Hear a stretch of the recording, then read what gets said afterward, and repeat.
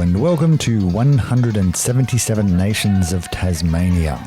Sierra Leone is a small West African nation which suffered a brutal civil war from 1991 to 2002, in which, amongst other things, children were commonly recruited as soldiers.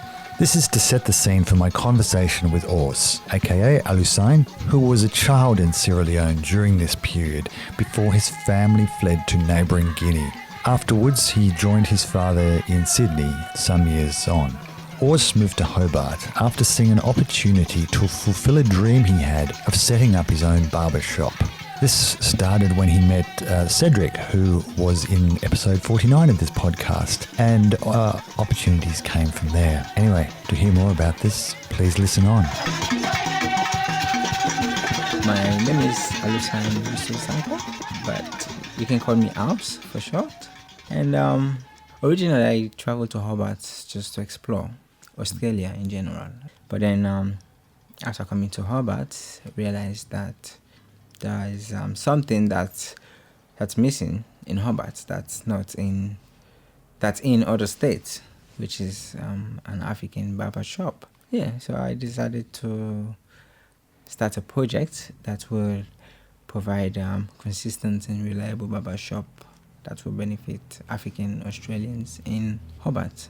But originally I traveled to Hobart to exploring Australia, getting to know Australia a bit more.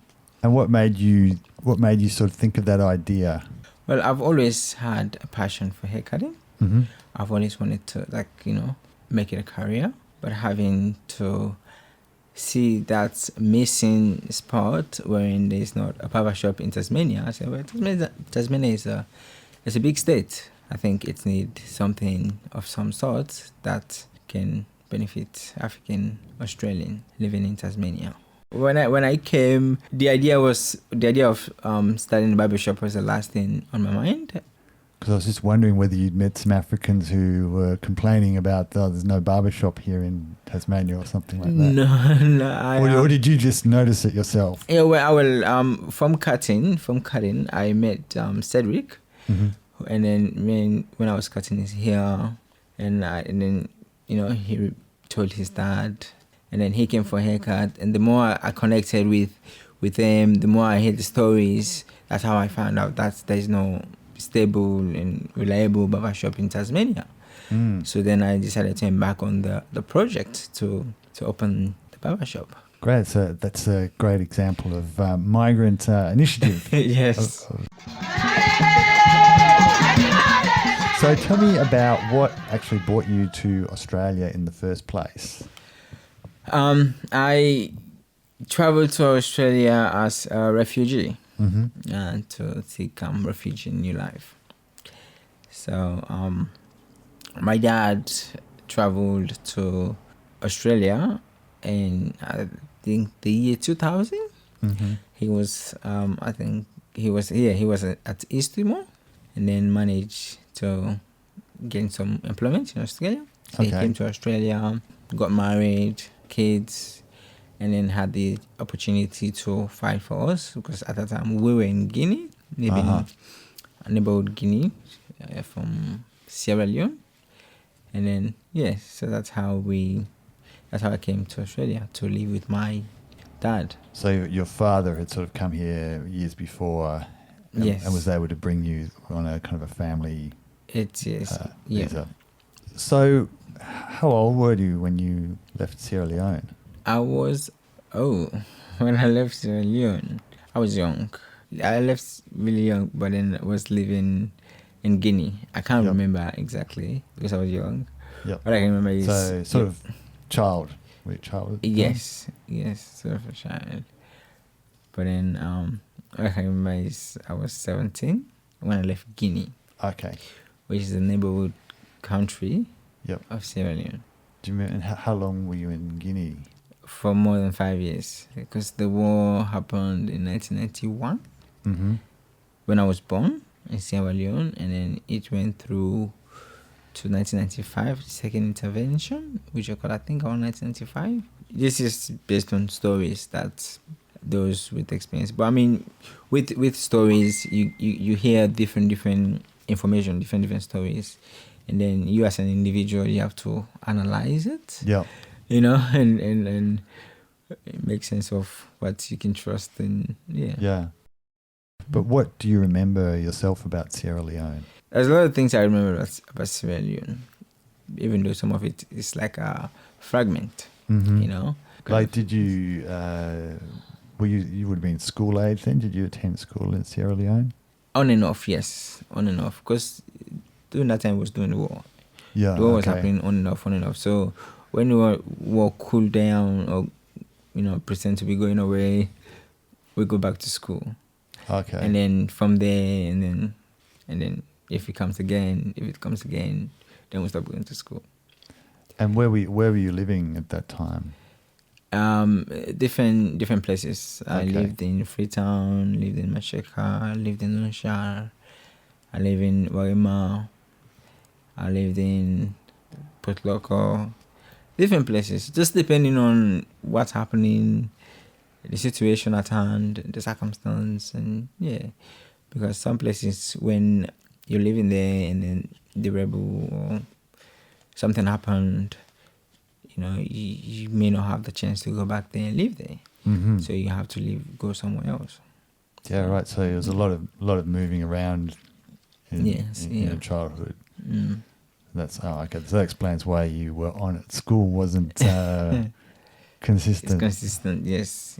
That's Yeah, I mean, I guess that's the experience for a lot of people in a country where there's a civil war or disruption like that. Is there anything that sort of stands out in your memory? Well, it's just one thing that stands out is when I was living with a family, like a relative. I don't know, the mom's brother, or I don't know, I can't remember, but he was a police officer in the city. I think I can't remember the name of the suburb or the place. And then where I was staying when the war begins, because since the war was coming on and off, I can't remember exactly when, but then when the war started at that time, and then we had to like pack some of the stuff and then move from that area to a safer area. Me and my twin brother, and then there was a lineup where we had to like line up, and then the rebel wanted to cut our hands. Right. Yeah. At the time we were very little. I can't remember how old I was, but it's a memory in the story, but I didn't quite get what was going on. But then people were talking about it, and that's how I'm fluent at explaining it.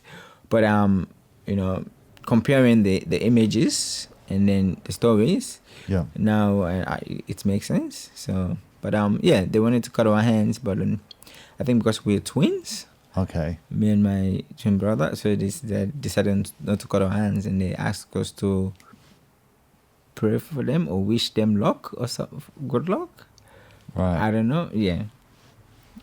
Because obviously, if you're doing something bad, people like the person that you're doing that bad thing to is going to retaliate, right? Is going to respond, and if you know that person's response is going to affect you, you're gonna have some fear of what is coming. So maybe that's why they ask for us to wish them luck or something or something. So they didn't cut our hands, and then because I don't know if it's a cultural thing or a cultural belief or some sort, but then and then they let us go, and the police officer we were living with, but then I think he passed away because he had HIV.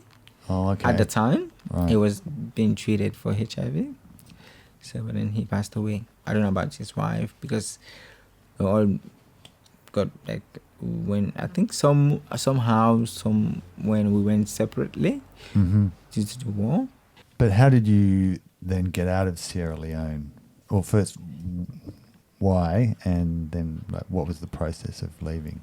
Why? Well, to be honest, if I say I can analyze the reason why I left, now I will be lying, because I think I just migrated. It's like something bad is happening, and then I needed to change environment, and then I left.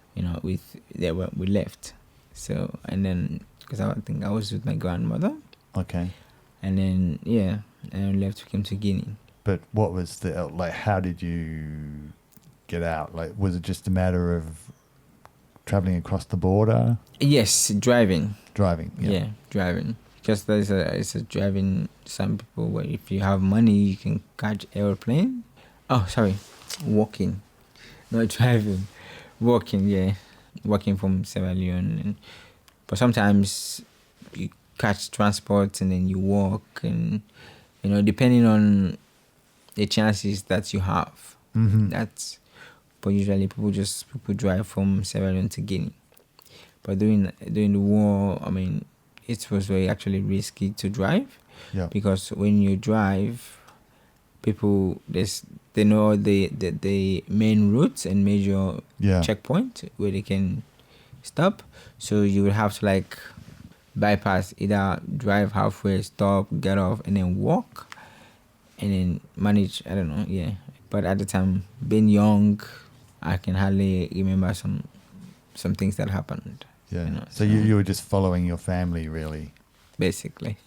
Yeah. Basically. And how much of your family sort of travelled together?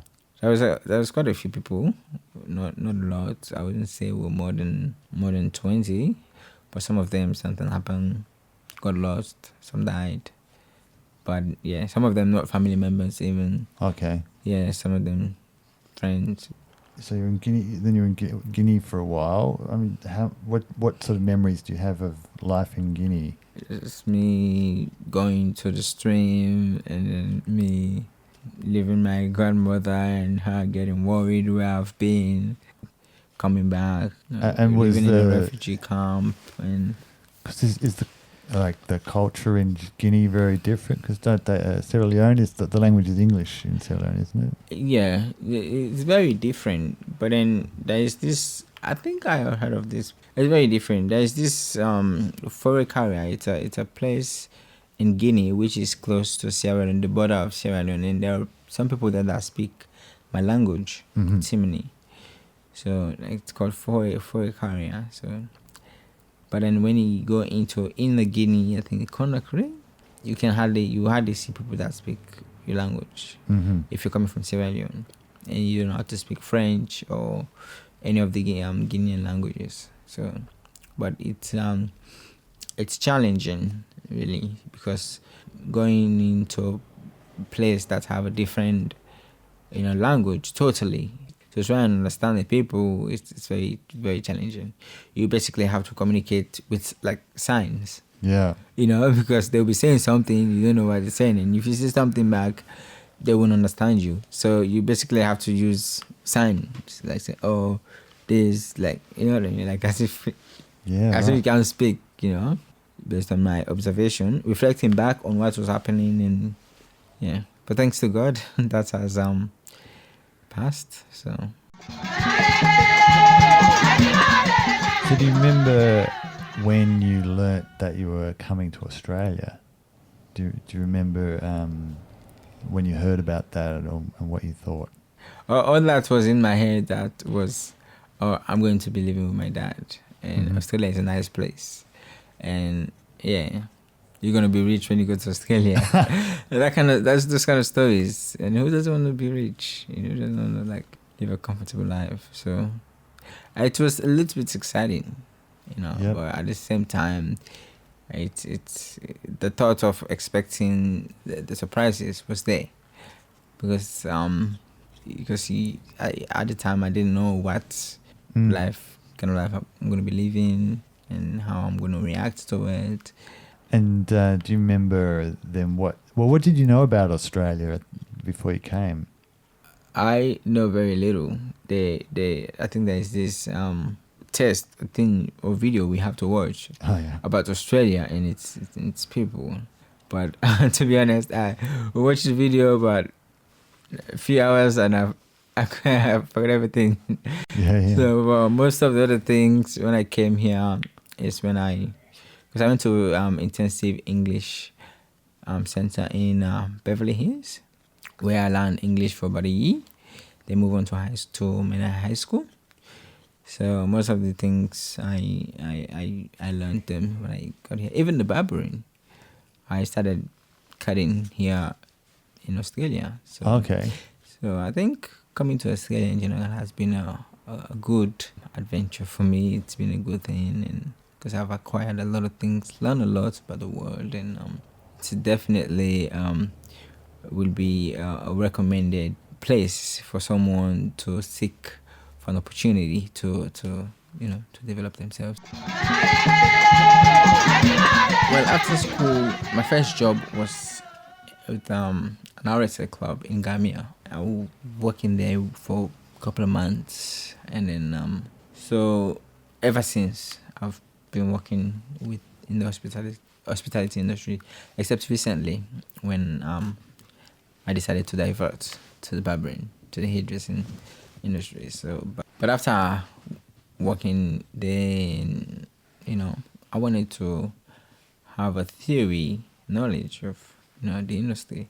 So that's what made me went to do the diploma in hospitality management, just to understand a bit more theoretical aspect of the industry, to see if it's something that I want to pursue later down the track in the future. Something definitely I have intention of pursuing, but for now I want to see how the barbering goes. And what made you want to have get into barbering? I've always wanted to cut hair. It's I don't know.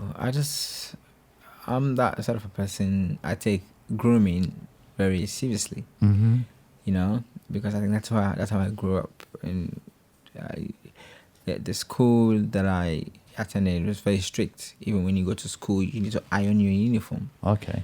And then if you come to school and your uniform is rough, you either get a spanking or you get sent home. Is this in Sydney or in Sierra Leone? Oh, Sierra Leone. Yeah. Okay. So you either get a spanking, even with government school, because I went to government school. So these are not private schools. Yep. Some schools, so they can be very, very strict grooming standards. Okay. So I guess that has become part of me. So I'm having to cut here. And I feel like you can actually see the dramatic difference you're making for the person. So I enjoy doing such things. So that's what, that's why I like and I love haircutting. Because no matter how, because you may not meet the customer's expectation, but you still make the difference. Yeah. You still cut the hair. Even though some customers may want more, stylish, styling the hair, like lining up, fading, and so it's but once the customer comes in for a haircut, you will make that difference. You will cut the customer's hair. Yeah. So that's what I like, and I guess also to be a hairdresser, you need to be good with people. Yes, and that's where my hospitality skills comes in.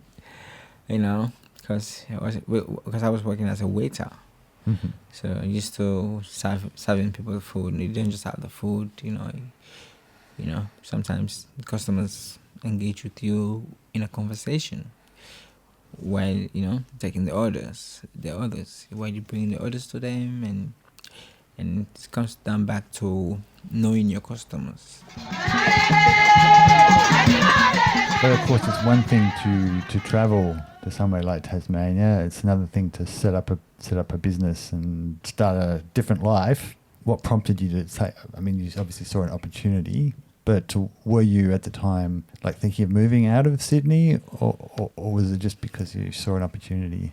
Well, it's just like any place that you move in the first, for the first time. It's very challenging, especially having to make new friends, making connections. But really, I've always wanted to have my own barber shop. I've always just never really had the opportunity and chances to implement the decisions that I need to make to bring that to life and bring that idea to life. But then after studying the people around me and the people I connected with, and that arises the need for me to fast track the idea to want to make more decisions that will make it happen. Yeah. Yeah, so what were some of the challenges that you had at the beginning to try and realise this idea? Some of the challenges are meeting other Africans, Mm-hmm. meeting other Africans and getting to know them and connecting them. Because, for example, the trust is a huge part of it. Because even though you know how to do something, but if someone does not trust you to do it, it will be very difficult for them to. I mean, someone can communicate with you, you guys can talk, but if they don't trust that you can get the job done, then it becomes very challenging for you to get, that first trust to occur.